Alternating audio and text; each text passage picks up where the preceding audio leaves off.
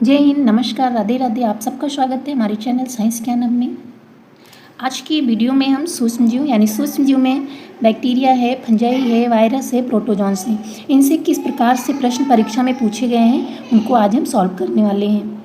तो अगर आप चैनल पर नए हैं तो चैनल को ज़रूर सब्सक्राइब कर लीजिए। जो भी दोस्त भाई बहन तैयारी कर रहे हैं उन तक इस वीडियो को ज़रूर शेयर करिए और कमेंट या लाइक के माध्यम से फीडबैक देना बिल्कुल मत भूलिए। तो अब हम अपने प्रश्नों को देखने वाले हैं।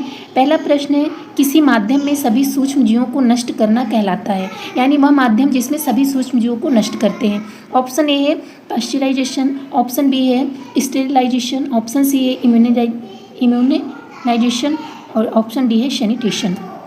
तो यहाँ पर आप देखिए, जो पास्चराइजेशन है इसमें जो जीवाणु हैं उनको इनएक्टिव करते हैं, यानी पूरा नष्ट नहीं होता है। ऑप्शन आपका बी सही जाएगा। क्या?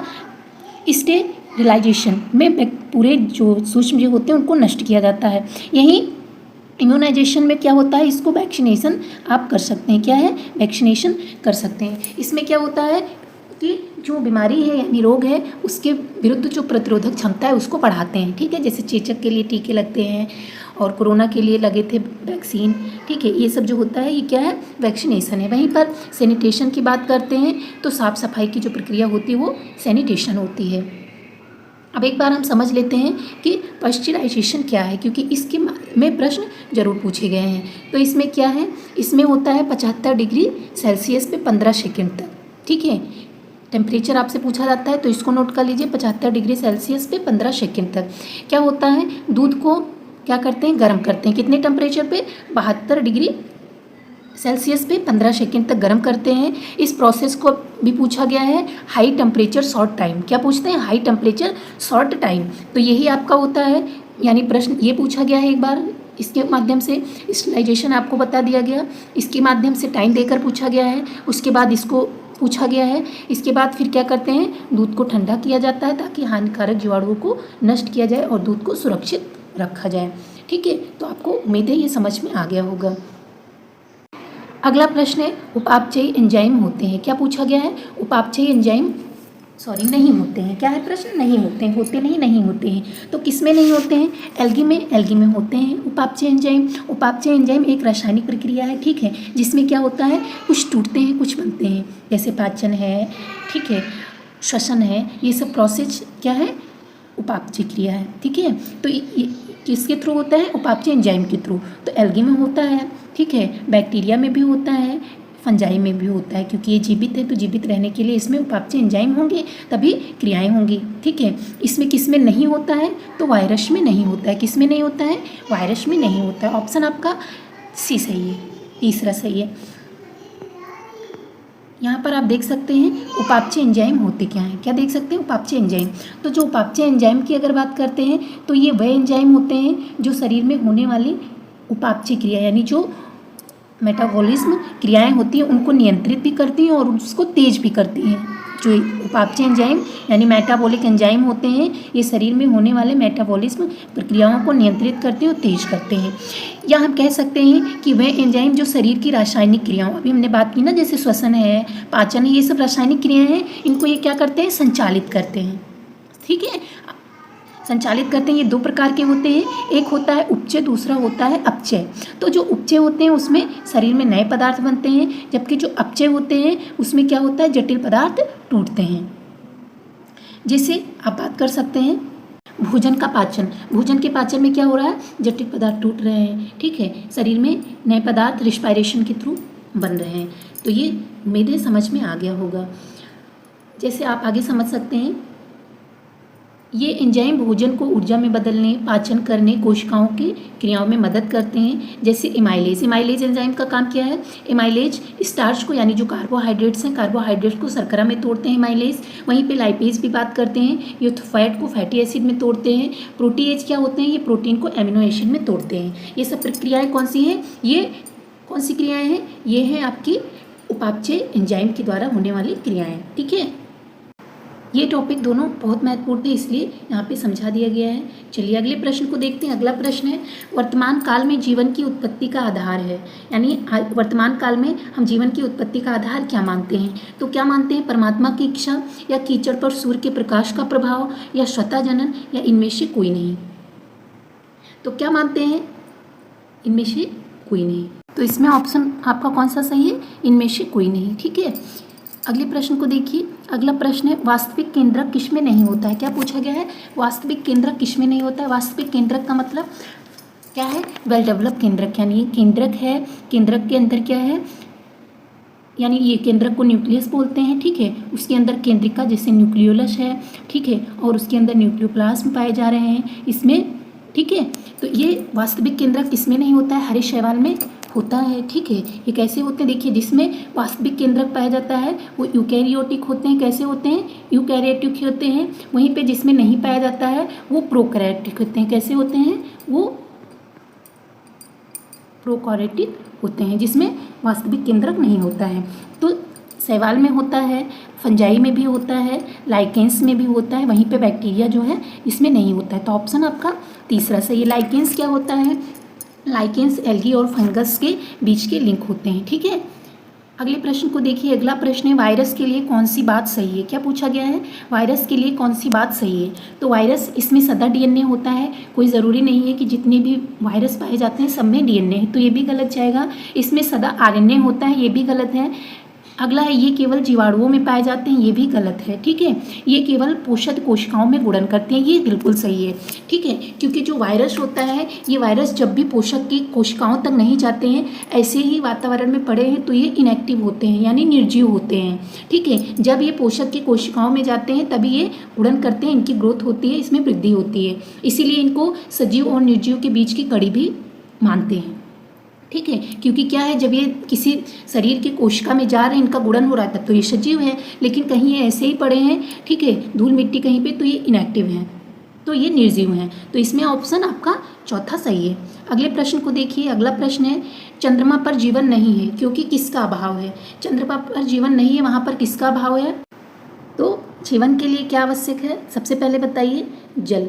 चंद्रमा पर जीवन नहीं है क्योंकि वहाँ पर जल का अभाव है। अगले प्रश्न को देखिए। अगला प्रश्न है, अस्पष्ट तंतुकीय केंद्रक किन कोशिकाओं में होता है? क्या पूछा गया है? अस्पष्ट, ठीक है, तंतुकीय केंद्रक किन कोशिकाओं में होता है?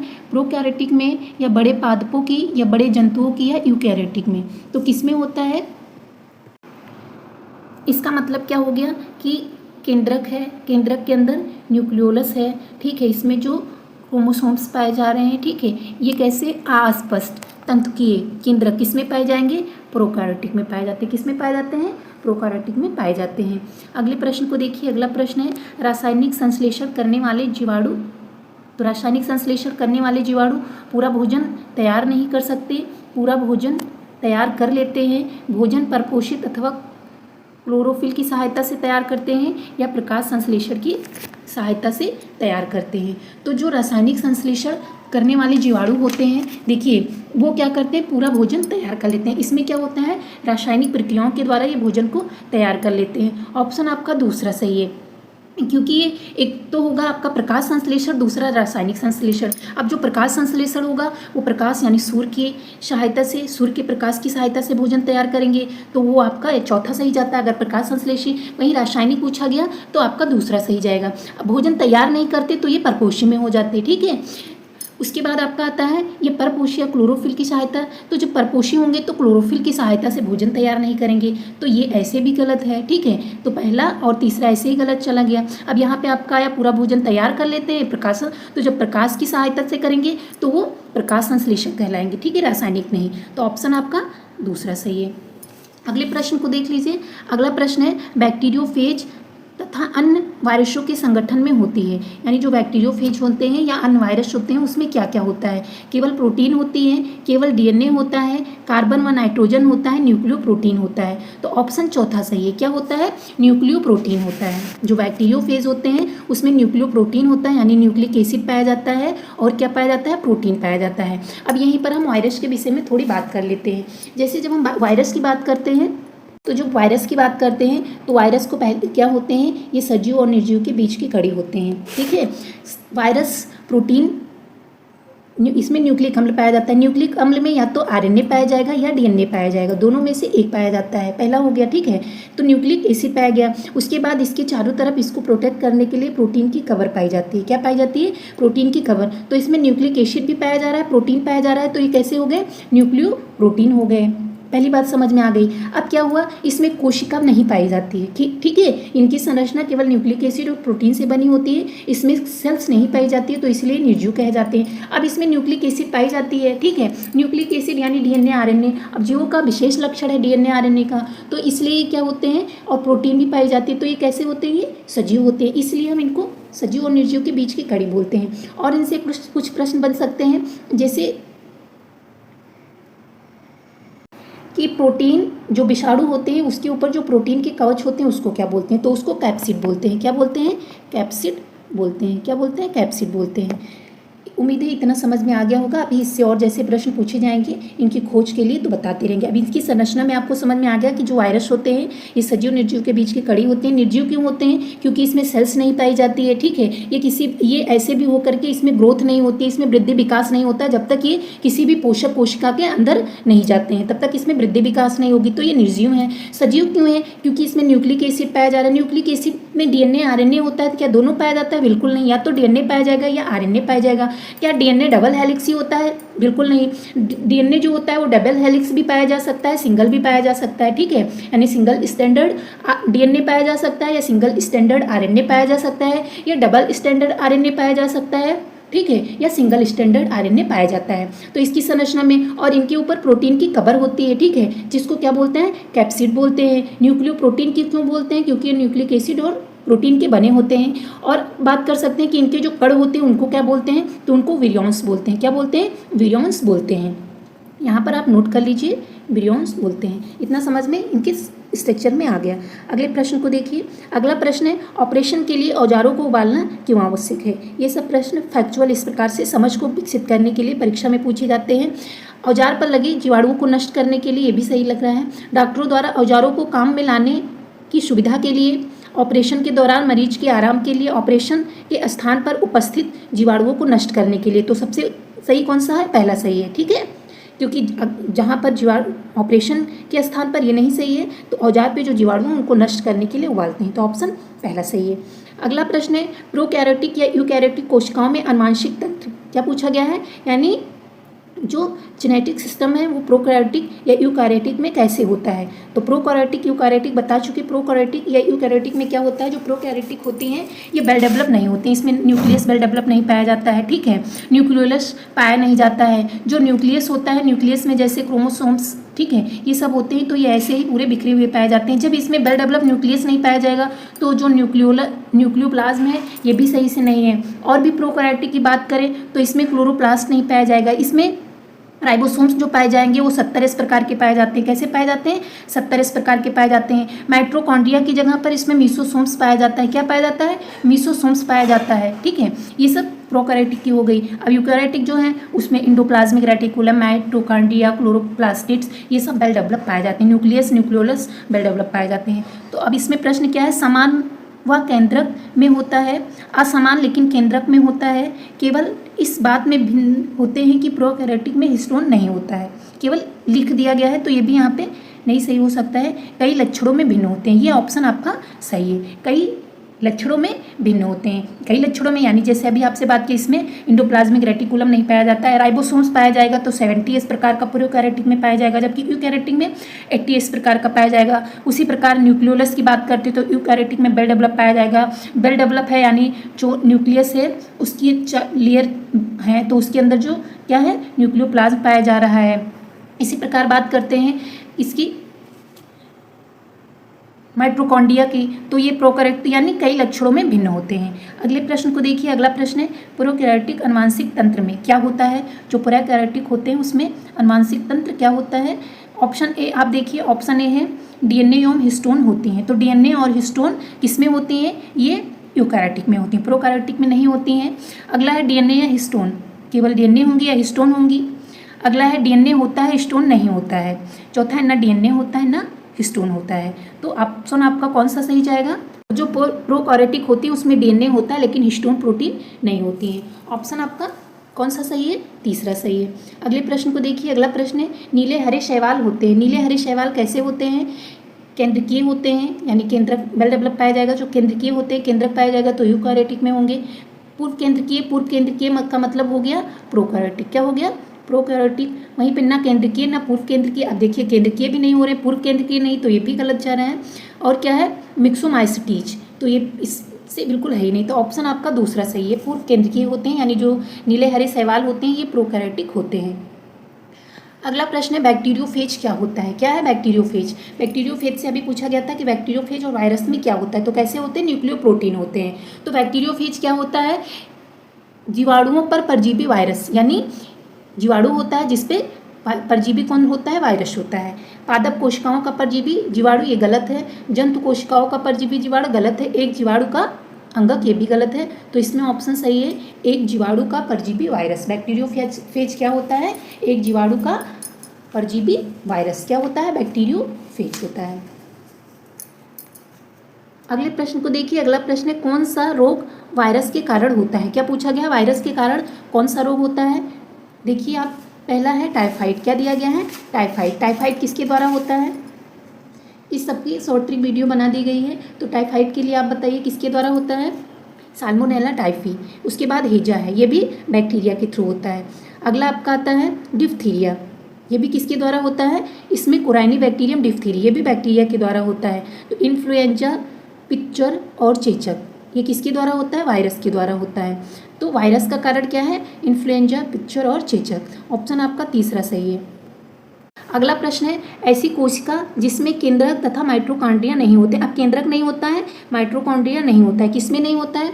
अभी बात हो गई किसमें? प्रोकैरियोटिक में। तो प्रोकैरियोटिक के अंतर्गत कौन आता है? प्रोटोजोआ यूकैरियोटिक के अंतर्गत आते हैं लेकिन यूनिसेलुलर होते हैं। कैसे होते हैं? एक कोशिकीय होते हैं। तो ये सही नहीं है। जो अस्पंज कोशिकाएं कैसी होती हैं? ये भी तो किसमें होगी? Protozoa Porifera. पोरीफेरा को अस्पंज बोलते हैं। पोरीफेरा को क्या बोलते हैं? अस्पंज बोलते हैं। तो ये भी आपका गलत है। स्पर्म जो है ये भी गलत है। आपका सही ऑप्शन जीवाणु है। तो जो जीवाणु होते हैं इसकी सेल्स कैसी हैं? प्रोकैरियोटिक होती हैं। ब्लू ग्रीन एल्गी और क्या हो गया आपका? बैक्टीरिया हो गया। ये सब कैसी हैं? प्रोकैरियोटिक हैं। तो प्रोकैरियोटिक जो होती हैं उसमें केंद्रक और माइटोकॉन्ड्रिया नहीं होते हैं। अगले प्रश्न को देखिए। अगला प्रश्न है ऐसा विश्व किया जा सकता है कि वायुमंडल की ऑक्सीजन पूरी बनी है। ऐसा विश्वास किया जा सकता है कि वायुमंडल की ऑक्सीजन पूरी बनी है। कैसे? जीवों के सड़ने से, समुद्री जल के वाष्पीकरण से, या सूक्ष्म जीवों के पदार्थ के उपापचय से, या हरे पादपों के प्रकाश संश्लेषण से। तो कैसा विश्वास कर सकते हैं कि वायुमंडल की जो ऑक्सीजन पूरी बनी हुई है? ये सब समझ के में पूछे जाने वाले प्रश्न है, ठीक है, कि समझ के किस प्रकार से है।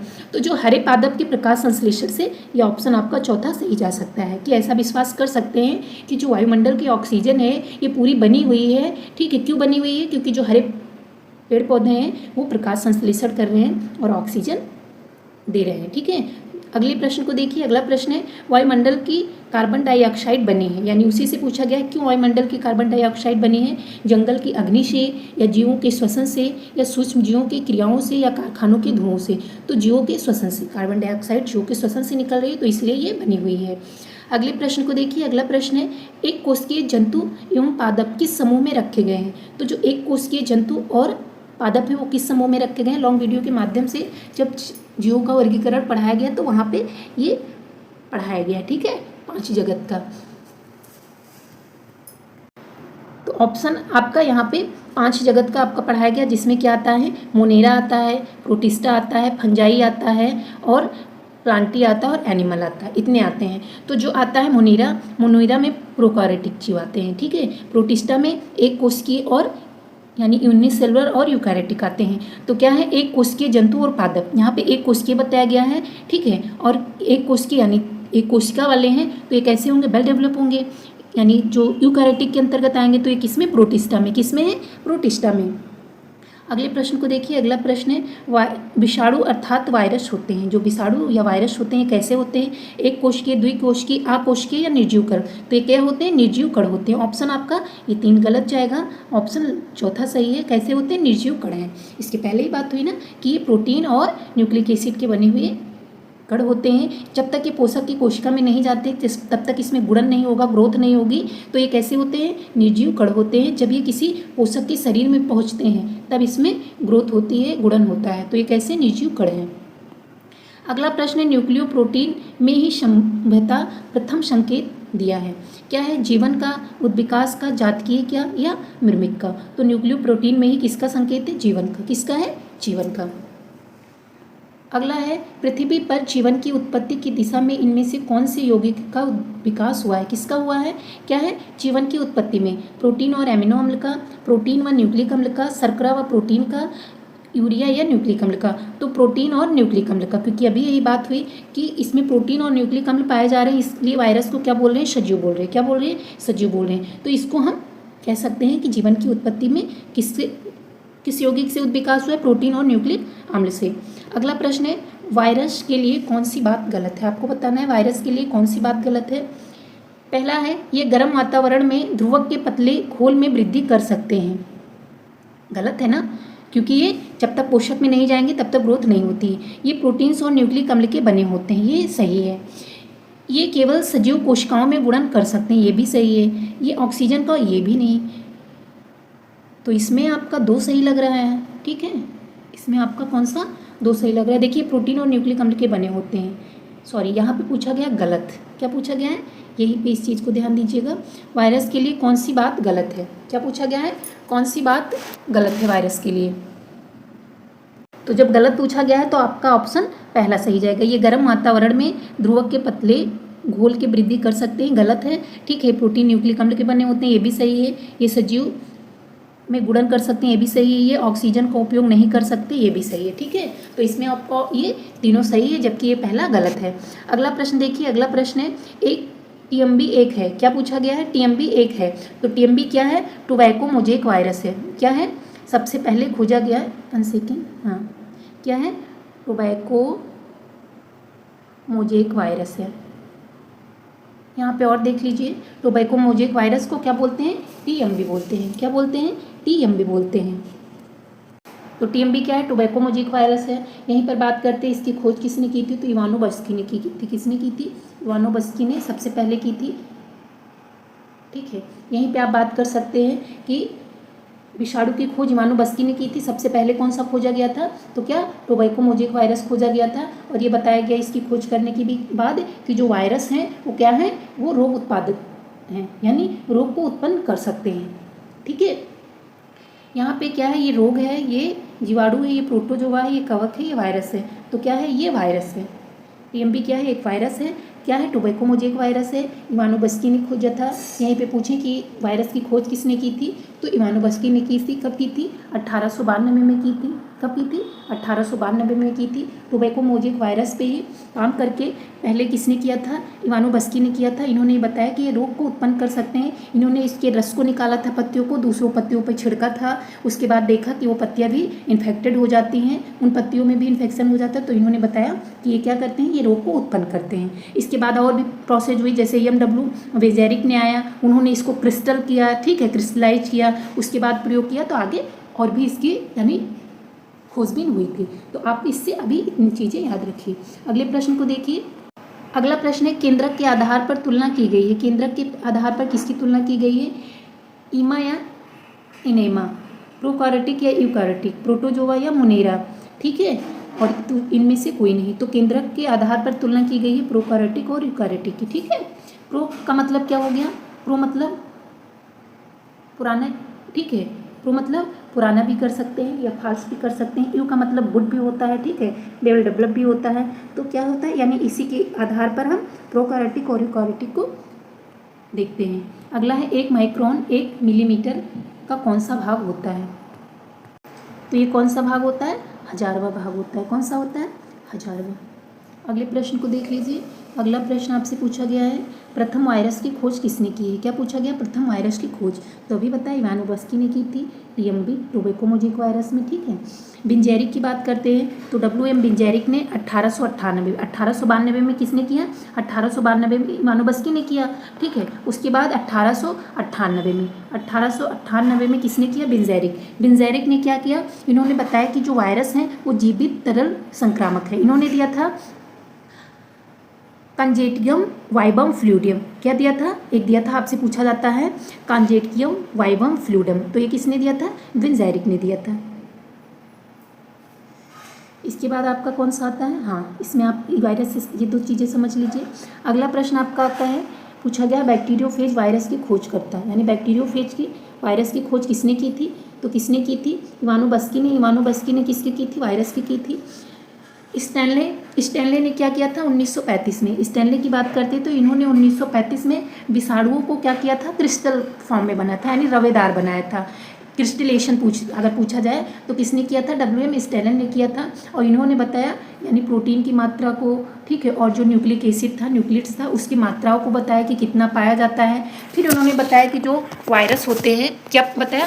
कि जो वायरस है, फिर इन्होंने बताया कि जो वायरस हैं ये अति सूक्ष्म निर्जीव कण हैं, क्योंकि इन्होंने क्या क्रिस्टल बनाया। क्रिस्टल बनाने के बाद प्रोटीन और न्यूक्लिक एसिड के पार्ट को इन्होंने अलग किया। उसके बाद इन्होंने बताया कि जो ये अति सूक्ष्म निर्जीव कण हैं, इन्होंने ही बताया कि जब ये सजीव कोशिका में जाते हैं तो संक्रमित करते हैं, तभी ये एक्टिव होते हैं और रोग फैलाते हैं। इन्होंने विरियॉन्स, अगर पूछा जाए कि इस कण को, जो कण मिला, इसको नाम किसने विरियॉन्स दिया? तो स्टैनले ने दिया था। किसने दिया था? स्टैनले ने दिया था। और वायरस से कुछ जुड़ी बातें अगर पूछा जाए, सबसे छोटा वायरस, ठीक है, तो सबसे छोटा वायरस लगभग 10 मिली माइक्रोन, कितना? 10 मिली माइक्रोन। तो ये कौन सा वायरस है? ये पार्बो वायरस है। कौन सा है? पार्बो वायरस, जिससे डायरिया रोग फैलता है। उसी पे बात करते हैं सबसे बड़ा वायरस, तो सबसे बड़ा वायरस लगभग 300 से 400, ठीक है, ये होता है पॉक्स वायरस, चेचक का वायरस सबसे बड़ा वायरस होता है।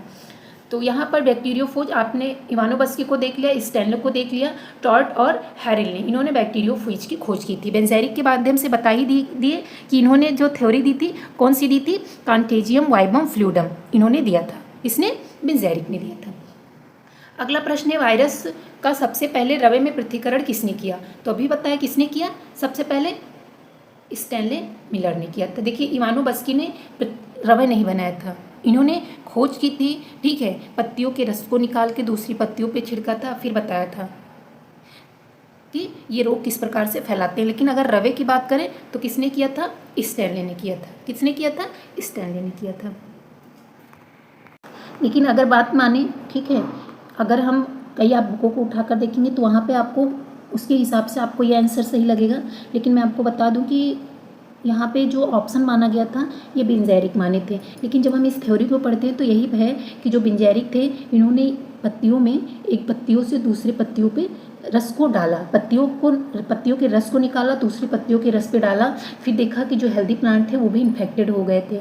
फिर इन्होंने, यानी जब रस को निकाला था तो इसलिए इन्होंने कौन सा मॉडल दिया था? इन्होंने दिया था कॉन्जेटियम वाइबम फ्लूइड। एक बार मैं लिख दे रही हूँ, आप इसको देख सकते हैं कहीं भी, जिस प्रकार से है कॉन्जेटियम वाइबम फ्लूइडियम।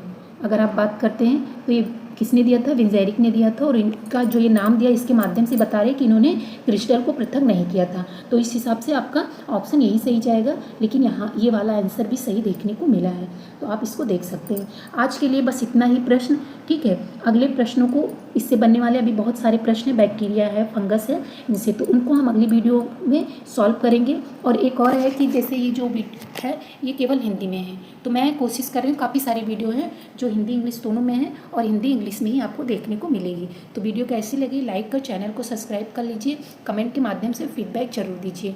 जय हिंद, धन्यवाद।